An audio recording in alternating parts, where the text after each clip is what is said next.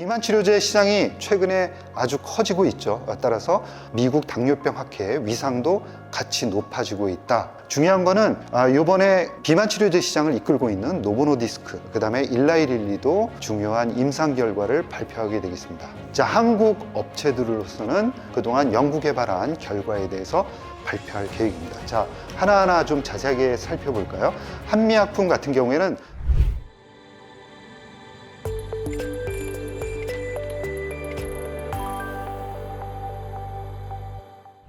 안녕하십니까. 바이오투자학교의 이혜진입니다. 위클리 바이오 뉴스 시작하겠습니다. 중동 지역의 지정학적 리스크가 크게 높아지고 있습니다.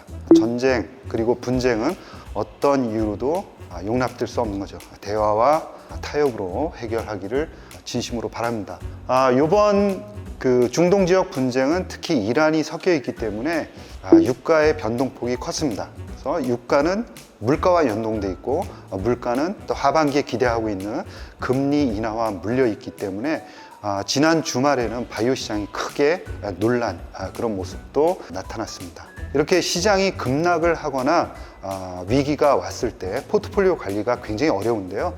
포트폴리오를 관리하는 방법, 즉 다시 한번 가지고 있는 포트폴리오를 점검을 하고 그 중에서 허점이 좀 없거나 아니면은 조금 더 글로벌 경쟁력을 갖고 있는 기업들로 압축하는 것이 좋을 것 같습니다. 자, 지난주 미국의 물가지표 그리고 심리지표를 보면은 도매 물가지표 그리고 소매 물가지표 모두 긍정적으로 나왔습니다. 그리고 미국은 특히 중요하죠. 소비자 심리지수 예비치가 시장 전망치를 상회했습니다. 그래서 경제지표는 전체적으로 아주 긍정적으로 나오고 있다라고 봐야 할 것 같고요. 좀 전에 말씀드린 대로 중동지역 지정학적 리스크가 확대되면서 금리 그리고 유가가 크게 출렁이는 모습입니다. 특히 WTI는 73달러까지 올라가는, 그랬다가 지금 현재 시점으로는 71달러까지 다시 조금 떨어진 상황입니다. 자, 3주간의 바이오 상승을 마치고 지난주에는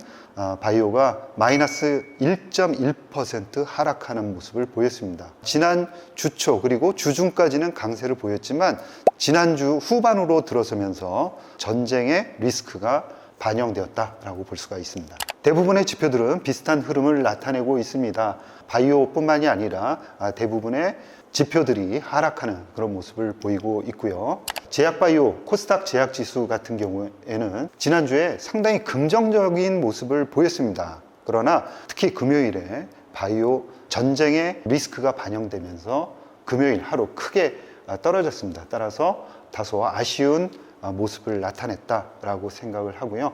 향후 모습을 조금 더 지켜볼 필요가 있다라고 생각합니다.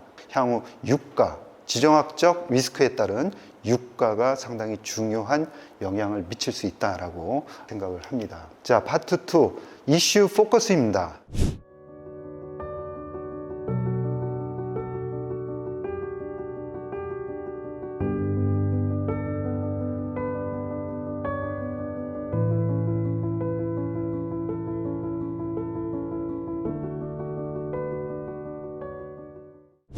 자, 이번 주에는 주초에는 바이오 USA 그리고 주말에는 미국 당뇨병 학회가 개최가 됩니다. 따라서 기업들의 그런 연구 실적들이 전체적으로 발표되는 그런 주간이다라고 볼 수가 있습니다. 첫 번째는 바이오 USA입니다.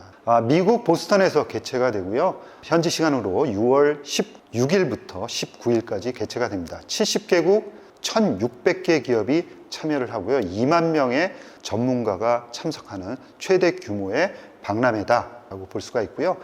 이번 주제는 세상은 기다릴 수 없다라는 주제를 가지고 같이 토론을 합니다. 자, 국내 참석한 기업들을 살펴보겠습니다. CDMO 기업을 비롯해서 신약 개발하는 업체들이 대거 몰리면서 역대 최다 대수 가장 많은 기업들이 참석한 그런 박람회가 되었습니다. 자, 먼저 삼성바이오로직스입니다. 삼성바이오로직스는 CDMO의 포트폴리오 다양화에 대해서 설명한다는 계획입니다. 그래서 ADC라든가 항체 등 새로운 모달리티에 대해서 설명을 하고 최근 CRO 분야에도 진출을 한 그런 내용에 대해서 상세하게 공개하겠다라고 이야기를 하고 있습니다. 셀트리온은 최근에 신약 개발에 공을 들이고 있습니다. 따라서 신약 개발 현황 그리고 오픈 이노베이션 현황에 대해서 설명한다는 계획이고요. 파이프라인의 협력을 다른 기업들과 모색해 나가겠다라고 이야기를 하고 있습니다.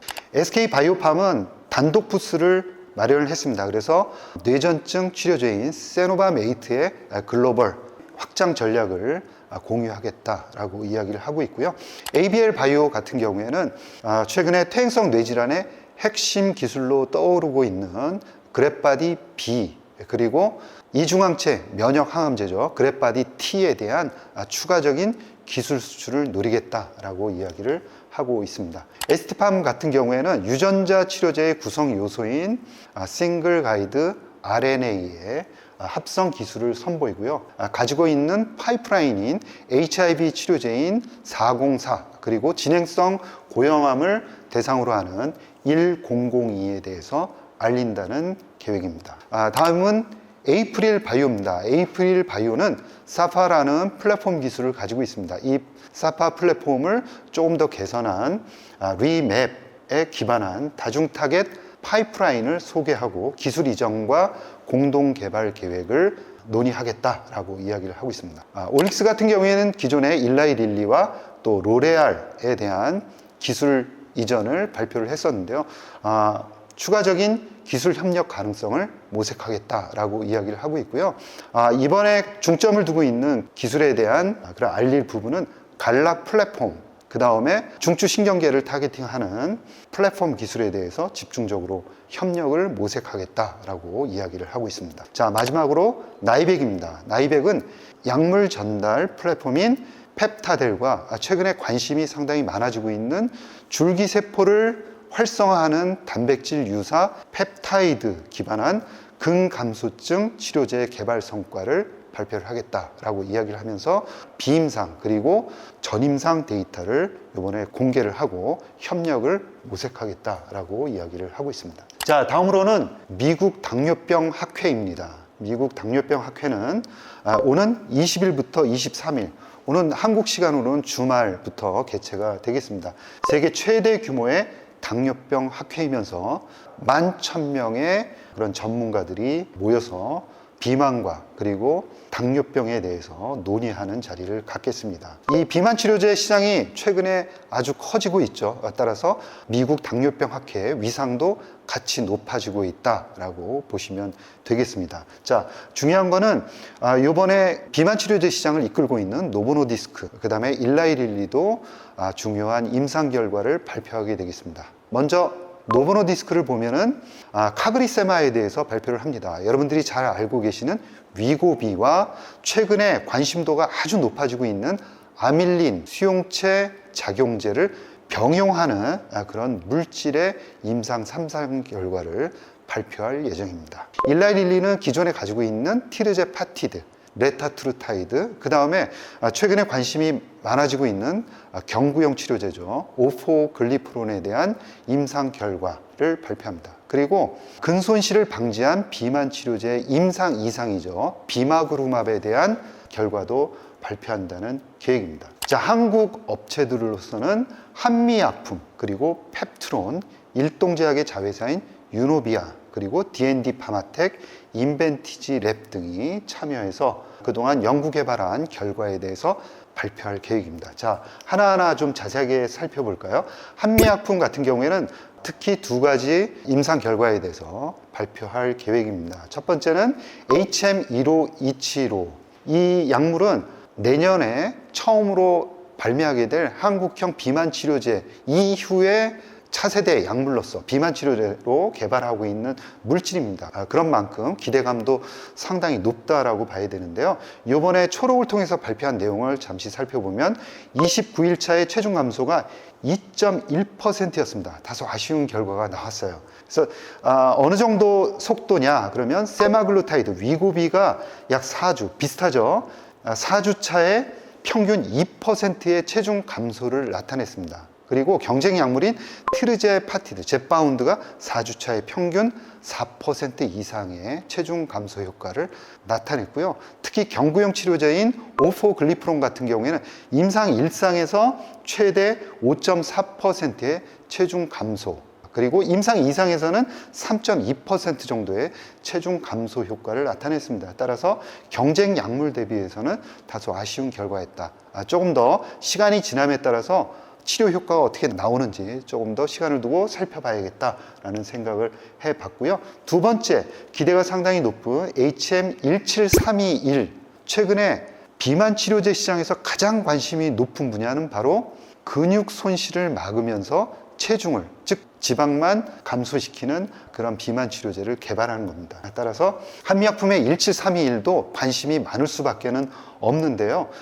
이번에는 마우스 램 모델, 그 다음에 원숭이 모델에 대한 데이터를 초록에서 일부 언급을 해놨습니다. 따라서 자세한 데이터는 주말에 발표되는 그런 내용들을 직접 확인해 봐야 할 것 같습니다. 자, 내용을 살펴보면 마우스하고 렛 모델에서는 용량 의존적 체중 감소가 나타났다라고 이야기를 하고 있고요. 세마글루티드 대비해서 큰 폭의 체중 감량을 확인했습니다. 체중이 떨어졌는데 제지방, 즉 근육은 상당히 증가시켰다. 이거는 무슨 얘기죠? 그러면 지방을 아주 큰 폭으로 떨어뜨렸다라는 이야기가 됩니다. 그리고 근육 조직 지방을 감소시켰다라고 이야기를 해서 전체적인 체성분을 개선했다라고 설명드릴 수 있을 것 같습니다. 두 번째, 가장 중요한 이번에 원숭이 모델에서는 체지방 위주의 체중 감량을 나타냈다라고 초록에서 간단하게 언급을 하고 있어서요. 전체적으로 보면 G와 원숭이 모델에서 공이 체지방이 감소하고 제지방은 증가하는 효과가 확인되었다라고 볼 수가 있습니다. 자, 인벤티지 랩은 주사용 치료제로 장기 지속형 비만 치료제를 현재 개발하고 있는 회사고요. 경구용 치료제도 개발하고 있는, 그렇게 두 가지의 비만 치료제 관련한 플랫폼을 가지고 있는 회사입니다. 자, IVL3021 같은 경우에는 세마글루티드 봉입 형태가 상당히 일정하게 나왔고 봉입률이 97% 상당히 긍정적인 이런 생산이 되고 있다는 것을 우리가 알 수가 있고요. 전임상에서 4주 동안 초기 과도 방출 현상이 없었다. 초기에 너무 지나치게 과도한 방출이 있다 그러면 부작용으로 연결될 가능성이 있죠. 따라서 그러한 현상이 없었다라고 이야기를 하면서 세마글루티드의 농도는 유지가 되었다. 그리고 인간 약동학적 시뮬레이션은 혈중 농도가 일정하게 유지가 되었고, 위에서 보신 바와 마찬가지로 위장관 부작용이 최소화하면서 일관된 치료 효과가 나오고 있다라고 이야기를 하고 있습니다. 이 세마글루티드이기 때문에 위고비를 지금 임상을 하고 있는 거고요. 두 번째, 3024에서는 젯바운드, 일라이릴리의 젯바운드를 장기 지속형 주사제로 현재 개발하고 있는 현황입니다. 이 내용들도 조금 더 자세하게 주말 정도면 알 수 있을 것 같다라고 생각을 하고요. IVL 3027 경구용 일주 제형이기 때문에 상당히 관심이 많습니다. 이 부분은 초록에서 확인되지 않았습니다. 주말에 한번 확인을 해봐야 할 것 같습니다. 자, 펩트론은 PTEP 009라는 새로운 기전의 비만 치료제를 선보였습니다. 이 PTEP 009는 좀 다르죠. 세마글루티드, 위고비와 프로락틴 분비 펩타이드를 같이 융합한 그런 단백질입니다. 전임상에서 세마글루티드 대비해서 혈당 감소와 식욕 억제가 지속적으로 유지되는 효과를 확인을 했다라고 이야기합니다. 무슨 이야기냐면 기존의 세마글루티드를 치료를 받게 되면 당연히 혈당 감소와 식욕 억제가 나옵니다. 그러나 계속해서 유지되지 못하고 효과가 시간이 지남에 따라 떨어진다는 이야기죠. 따라서 이 펩트론의 PTEP 009는 세마글루티드의 그런 한계, 내성을 극복할 수 있는 물질로 현재 개발이 되고 있다라고 이해하시면 될 것 같습니다. 자, 다음은 일동제약의 유노비아입니다. 유노비아는 특징적인 게 뭐냐면 GLP-1 리셉터 아고니스트, 즉 수용체 작용체 물질입니다. 그러면 우리가 알고 있는 위고비와 똑같은 거죠. 그러나 펩타이드가 아니라 저분자 화합물입니다. 따라서 경쟁력을 충분히 가지고 있다라고 보시면 되겠죠. 자, 임상 1상의 결과를 보였습니다. 임상 1상에서는 환자의 안전성이 확인이 됩니다. 내용을 살펴보시면은 AUC, 즉 혈중 농도 곡선의 밑에 면적, 예를 들어서 혈중 농도의 용량이 높다라고 하면은 그래프가 높게 솟아 있을 겁니다. 그러면은 이 그래프의 밑에 있는 면적이 커지겠죠. 그거를 의미하는 게 AUC다라고 보시면 됩니다. 이 AUC가 용량을 늘리면 늘릴수록, 즉 용량 의존적으로 상승한다는 긍정적인 효과를 나타냅니다. 이장관 부작용도 2등급 이하에, 그리고 중대한 부작용도 나타났지 않았다라고 이야기를 하고 있고요.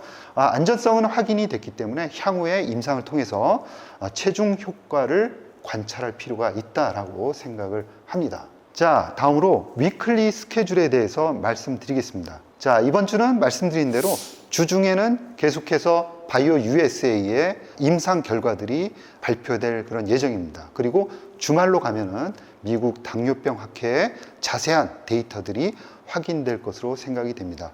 이번 주말에 데일리 바이오, 즉 어스 플랫폼의 데일리 바이오를 통해서 자세한 내용을 여러분들께 알려드리겠습니다. 아래 고정 댓글 참조해 주시면 고맙겠습니다. 자, 이상으로 위클리 바이오 뉴스를 마치겠습니다. 여러분 고맙습니다.